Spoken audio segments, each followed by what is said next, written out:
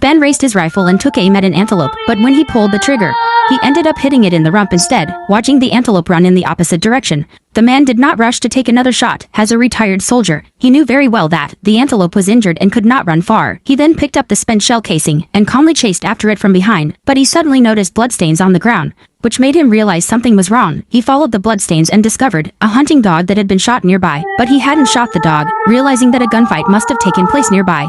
The hunter tracked the dog in the opposite direction, and sure enough, he found several cars parked at the foot of the mountain. In order to figure out what was going on, the hunter cautiously walked up to investigate. He unexpectedly found that everyone was dead. It was clear that a fierce battle had taken place here. He then went to the back of the truck to check. He unexpectedly found a whole truckload of goods, since the goods were still in the truck. Someone must have run away with the money. That person might have been seriously injured, but in such a hot summer, where could that person have run to?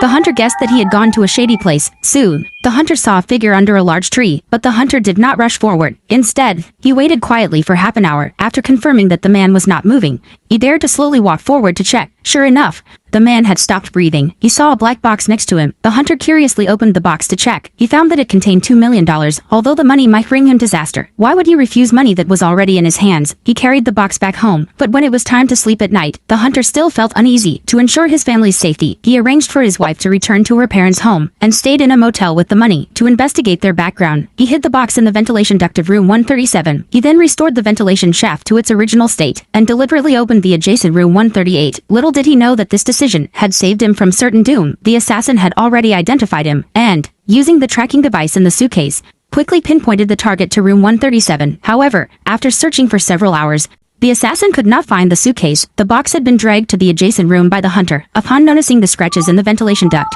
the assassin realized the target was highly intelligent. Nevertheless, he refused to abandon the pursuit. He used the same method to force open the hunter's door. But the hunter had already fled the scene and checked into another motel. The hunter realized the killer could track him, which felt off. To verify his suspicions, he quickly opened the box of cash to search. Sure enough, there was a tracking device inside the cash. From the frequency of the red light flashing, it was clear the killer was getting closer.